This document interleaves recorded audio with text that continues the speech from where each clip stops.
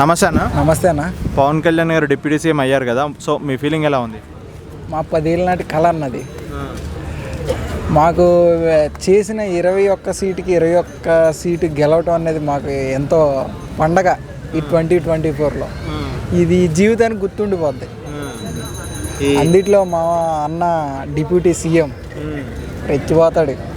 దాదాపు 10 ఏళ్ళు కష్టపడ్డాడు కదా, 10 ఏళ్ళ ప్రతిఫలం దక్కింది అనుకోవచ్చా? అన్న 10 ఏళ్ళ కష్టం, ఆ 10 ఏళ్ళ కష్టమేనా ఇప్పుడు ఏదో ఈ 2024లో 21 సీటు గెలిచామన్న ఆనందం కన్నా ఈ 10 ఏళ్ళ కష్టాన్ని మర్చిపోయి ఈ ఆనందంలో మునిగిపోతున్నాడు మా అన్న. అంటే ఇప్పుడు గతంలో అసెంబ్లీ గేటు కూడా దాకనే అన్నారు రోజా లాంటి వాళ్ళు, ఇప్పుడు వాళ్ళకి ఏం చెప్పొచ్చు అన్న? గేటు దాటుతుంటే తన్నేడు చూడలేదేంటి? తన్నుకుంటూ పోయి కూర్చున్నాడు, తన్నుకుంటూ వెళ్ళి కూర్చున్నాడు అసెంబ్లీలో. వాళ్ళ ఇంటికే పరిమితం అయ్యారు కదా. ఇంతే, ఇంటికాడే కూర్చొని పూజలు పునస్కారాలు చేసుకుంటారు. ఓకే, అంటే గతంలో ప్యాకేజ్ అని తిట్టేవాళ్ళు, వాళ్ళకి ఏం చెప్తారండి ఇప్పుడు? పవన్ కళ్యాణ్ డబ్బుకి లొంగే మనిషి కాదన్న. ప్రేమకు లొంగుతాడేమో కానీ డబ్బుకి లొంగే మనిషి కాదు పవన్ కళ్యాణ్. అంటే ఇప్పుడున్న హామీలన్నీ నెరవేర్చాలని నమ్మకం ఉందని, ఇచ్చిన హామీలన్నీ 100% చేస్తాడు. 100% చేస్తాడు అన్న. ఒక పదవి కోసం, ఒక డబ్బు కోసం ఏదో ఎంజాయ్. ఇప్పుడు ఒక రాజకీయ నాయకుడిలాగా నిన్న మొన్న మనం చూసే మంగళగిరి పార్టీ ఆఫీస్ కాడ బయట కూర్చొని చేయవసరం లేదు కదా. ఒక డిప్యూటీ సీఎం అయ్యండి ఒక పేదోడికి పని చేయాలంటే బయటే కూర్చొని చేయవసరం లేదు కదా. ఆఫీస్లో పిలిచి వాళ్ళతో చేయించవచ్చు ఎంప్లాయీస్, కానీ బయట కూర్చొని చేసే అంత ఇది కూడా లేదు కదా. ఓకే, అంటే ఇప్పుడు మూవీస్లో రాబోతున్నాయి డిప్యూటీ సీఎం అయ్యాక మూవీస్ ఎలా ఉంటుంది అన్న, వైబ్ ఎలా ఉంటుంది అనుకుంటున్నావు? అది ఇది బాగుంటుంది అన్న, ఇంకా బాగుంటుంది. అటు పక్కన డిప్యూటీ సీఎం, ఇటు పక్కన హీరో మూవీస్. అంటే ఏ మాత్రం ఫ్యాన్స్ని ఇబ్బంది పడకుండా, ఇబ్బంది ఎవడే నా ఫ్యాన్స్ ఇలా ఉండకూడదు అనేసి ప్రతి సినిమా చేస్తాడు. ఆ సినిమా చేస్తూనే ఉంటాడు, రాజకీయాలు కూడా చేస్తాడు. కళ్యాణ్ గారు పిఠాపురంలో గెలిచి డిప్యూటీ సీఎం అయ్యారు కదా, సో ఎలా అనిపిస్తుంది? బాగానే ఉంటుంది అనుకుంటున్నాము, కానీ ప్రారంభం కదా, ప్రారంభంలో కొంచెం స్టడీ చేయాలి కదా. ఆంధ్రప్రదేశ్ ఏ లెవెల్లో ఉంది, అప్పులు ఎన్ని ఉన్నాయి, ఆదాయం ఎంత ఉంది, ప్రజలకు ఎంత చేయగలము, ఇండస్ట్రీస్ ఏమొస్తాయి, ఈ స్టూడెంట్స్కి అన్ని ఉద్యోగాలు ఎలా ఇవ్వాలి, దీన్ని ఎలా డెవలప్ చేయాలి, అమరావతిని ఎలా డెవలప్ చేయాలి, పోలవరం ఏం చేయాలి, ప్రజలకు ఏమేమి చేస్తే మేలు జరుగుతుంది అన్న క్యాండిడేట్ స్టార్ట్ చేశారు కదా. అలాగే ఇప్పుడు సార్, ఇప్పుడు ఇచ్చిన హామీలన్నీ నెరవేర్చిన నమ్మకం ఉందంటారా? ఉంది, ఖచ్చితంగా నెరవేరుతుంది. ఏం చేద్దంటారా, ఇప్పుడు ఇండస్ట్రీస్ కొంచెం స్థలం ఇచ్చారు అమరావతిలో.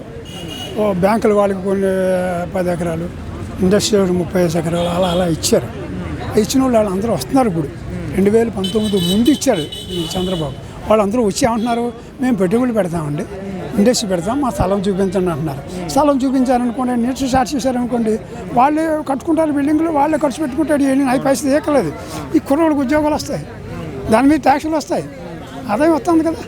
మరి ఇంకేం సార్, అంటే ఇప్పుడు గతంలో పవన్ కళ్యాణ్ ప్యాకేజ్ స్టార్ అనేవాళ్ళు కదా, వాళ్ళకి ఏం చెప్పవచ్చు ఇప్పుడు? మరి ప్యాకేజ్ గారు అన్నారు. ప్యాకేజ్ దేనికి ప్యాకేజీ? సినిమా యాక్టర్గా వాడికి ఒక యాక్షన్ చేసినందుకు ఇన్ని కోట్లైన ప్యాకేజ్ ఉంటుంది. అది యాక్టర్ కాదు, జీతం. అది యాక్ట్ చేసినందుకు బెనిఫిట్స్. అది వేరు, పాలిటిక్స్ వేరండి. పాలిటిక్స్కి దానికి సంబంధం లేదండి. అంటే ఇప్పుడు 3 పెళ్ళిళ్ళు చేసుకున్నాడు అనే మాట అసెంబ్లీ హాల్లో పర్సనల్ మ్యాటర్లు మాట్లాడకూడదు కదండి. అది మాట్లాడుతుంది తప్పే కదా. ఇప్పుడు 4వ పెళ్ళి జగన్ చేసుకున్నాడు వీడు, అది కదండి. అలా కాదు, 4వ పెళ్లి చేసుకున్నాడు, జగన్ పెళ్లి చేసుకున్నాడు, తప్పు కదండి నా మాటలు. ఇప్పుడు మీ పర్సనల్ మ్యాటర్స్కి వెళ్ళకూడదు. రాజకీయం అంటే ఏంటి? అసెంబ్లీ హాల్లో రాజకీయాలే మాట్లాడాలి. మీరు చేయగలిగింది ఏంటి, చేసింది ఏంటి, చేయబోయేది ఏంటి, మీరు ఎలా ఎందుకు చేశారని క్వశ్చన్ చేయండి తప్పు చేస్తే. అంతేగాని నువ్వు 3 పెళ్ళిళ్ళు చేసుకున్నావు, నువ్వు 4 పెళ్ళిళ్ళు చేసుకున్నావు, ఏంటండి ఇది? ఆడవాళ్ళు కూడా పెళ్ళిళ్ళు కూడా కుటుంబ విషయాలు ఎందుకండి అసెంబ్లీ హాల్ అది నవ్వుకోవడం, ఎకిలిగా మాట్లాడటం, అంతే పరుగు పోయింది కదండి. పరుగు పోయింది కదండి, తప్పు కదండి అది. అదొకటి. ఇంకొక ముఖ్యమైన విషయం చెప్తానండి, ఇది ఎవరిది? ఇది నా ఫోటో పెట్టుకుంటూ ఊరుకుంటారు మీరు? మీ వస్తుంది కదా. మరి నా పాస్బుక్ల మీద మీ ఫోటో ఏంటి? లేకపోతే అన్న తినేవాడు ఎవరు నేను చేస్తాడా పని?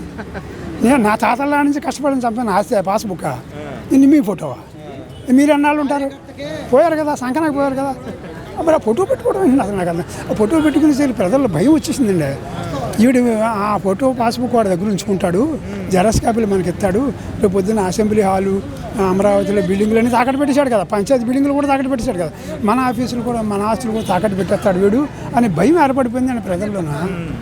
మరి అది తప్పు కదండి ఫోటో పెట్టుకోవడం. మీకు ఎంఆర్ఐ మీద నా ఫోటో పెట్టడం అండి, అది మీరు కష్టపడి సంపాదించుకున్నారు. మీరు ఎంఐ బిఏ పాస్ అయ్యారు కష్టపడి, మీ సర్టిఫికేట్ మీద నా ఫోటో అండి. నేను శాశ్వతమే అండి, తప్పు కదండి గురుగారా, మీరేమనుకోకపోకుండా.